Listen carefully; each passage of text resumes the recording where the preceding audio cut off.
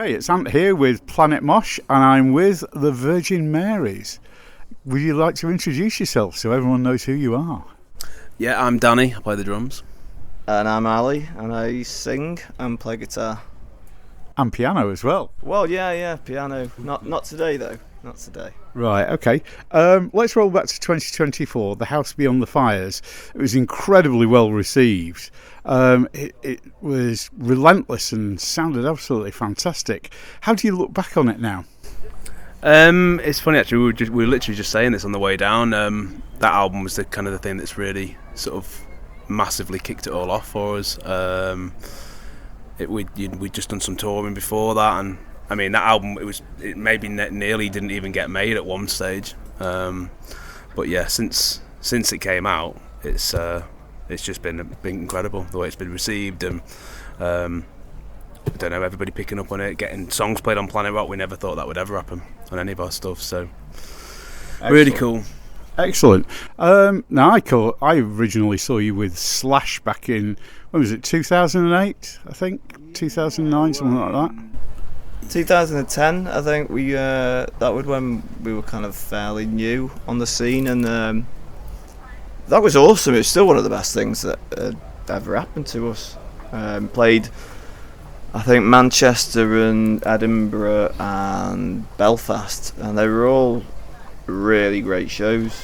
And he said you were one of his favourite bands as well. It's mental, yeah, and through that Michael Munro became a big fan of ours as well, and yeah, he's wearing t-shirts of Virgin Marys, and just awesome, quite surreal in some ways. Yeah, it can be, especially when it's your bands that have inspired you, you've been fans of wearing your stuff. Anyway, the latest album, you've reimagined it with Beyond the House of Fires. Got to get this right. Yeah. So it was a brave move. Why did you decide to do that? It wasn't actually going to be that. I mean, I think Al had sort of said, we did it on previous albums where Al's just done a few acoustic versions of it.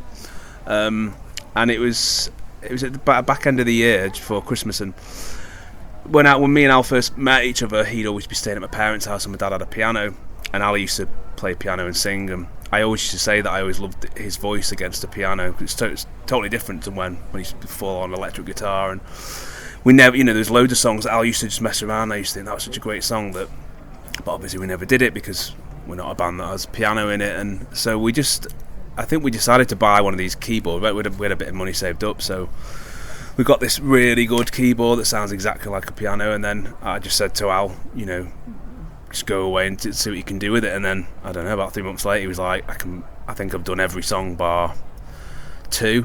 So, and then it was like, so I think we should make an album. It definitely wasn't the original idea. I thought it'd just be, I would do a couple of songs on the piano, and then it was like drums on it, everything on it, yeah.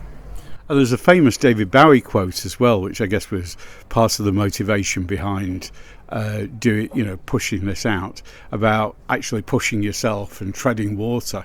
That's it, yeah. I think, like, as an artist, I think it's important to kind of move out of your comfort zone a bit. I think he says, like, when your feet are barely touching the bottom, in the water, and you can just get that's the place to be, rather than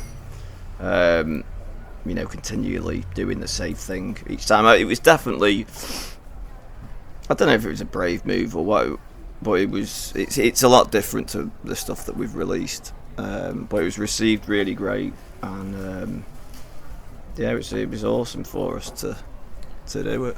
Yeah, and it sounds absolutely fantastic, and the response has been incredible as well. Now, today's Firevolt festival, you're here in Stockport, so this is a local gig for a local band. It is, yeah. This is probably the nearest festival I think we've ever done.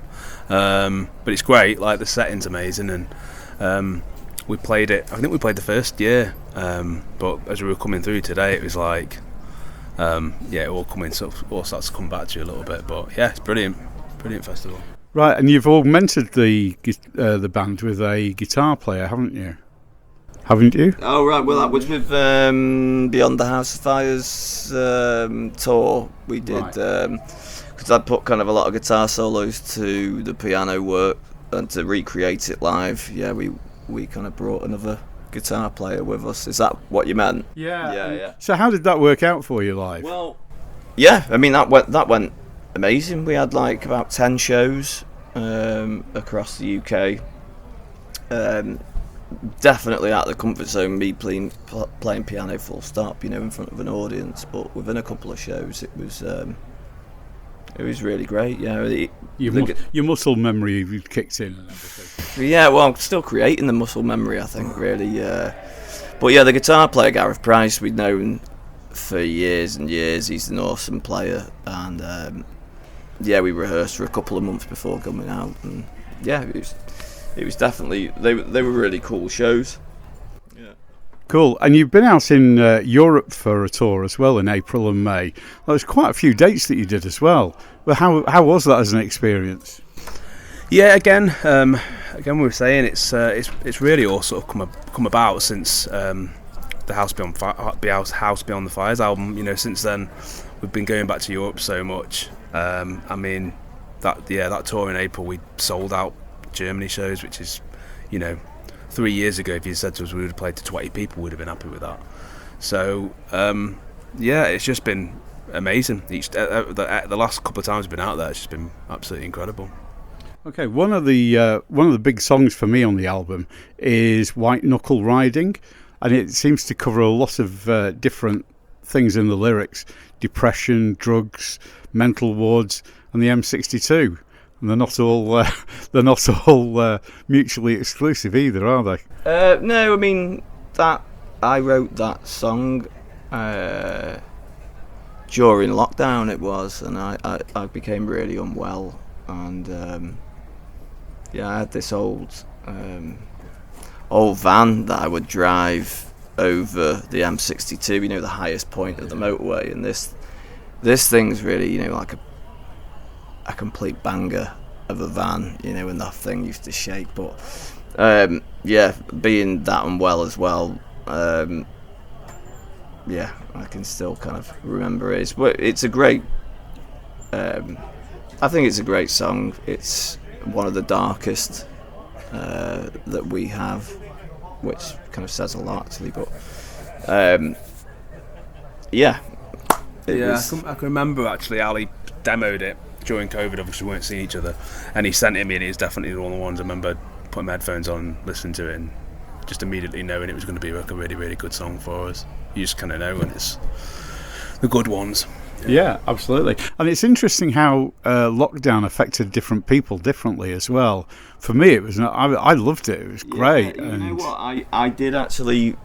I wish that I'd have been well for a lot of it, but I kind of got unwell with COVID, and then it took me a long time to recover, and tackling kind of depression and anxiety at the same time. That's kind of what made it. I didn't feel like I could kind of get that much of a break during that time, which I wish that I could have done. Yeah.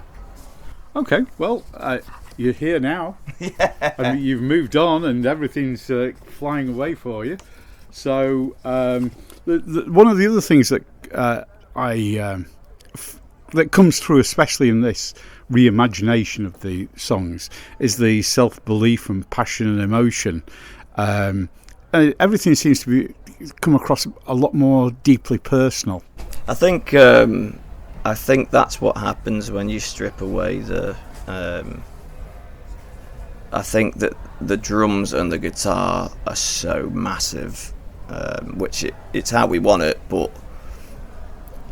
I don't know, maybe the lyrics don't come forward as much to people. It kind of surprises me because I know the lyrics inside and out, but when you play something with an acoustic guitar or a piano, maybe you use the vocal more as an instrument rather than I don't know, for whatever reason, people feel like it's a completely different mood, it's a completely different almost like the lyrics mean something different. Yeah. Cool. So, following the dates you've got currently planned, What next for you guys? New album or more touring? It's the new album. I mean, this year, I think that since March, we must have done about 3 or 4 months of consistent touring. So we're both kind of a little road worn, and after this festival, we go back out into Europe to do some dates. But then it's new album, yeah. Excellent. And is touring fun for you still? It is and it isn't. I love playing the shows and meeting the fans, but to make it viable on the road at this level, we have to do a lot of the kind of crewing and dealing with carnets and and a lot of the time you're getting up at 6 a.m. Say like tomorrow we'll be going down to Dover, getting the ferry, getting into Holland, then getting over. You've already done like 12 hours before you start setting up for a show, and then you play the show, and then you pack away, and then you meet the fans, and then you drive to the next hotel, and the following day you kind of got to do it again. That's kind of grueling, but the show is great. It's worth it for you. Yeah, it's like that. So. Okay, well, we're almost at the end of the interview now. I hope the show goes really well for you today. I'm sure it will. Got a couple of fun questions for you to end with. First one, do you sing in the shower? Yeah. What do I sing? Elvis and Frank Sinatra numbers. Cool. I don't sing in the shower. No. Okay, no, that's fine. And with the last, I do too much singing. Otherwise, it's not something I've ever done. Cool. Last one: cats or dogs? Dogs. Don't know. I love animals, full stop. But recently got a cat. I love it to death. But dogs are just absolutely incredible as well. I couldn't pick. Cool. Well, thanks a lot, guys. Really appreciate it. Break a leg later. Thank you very much. Okay. Cheers.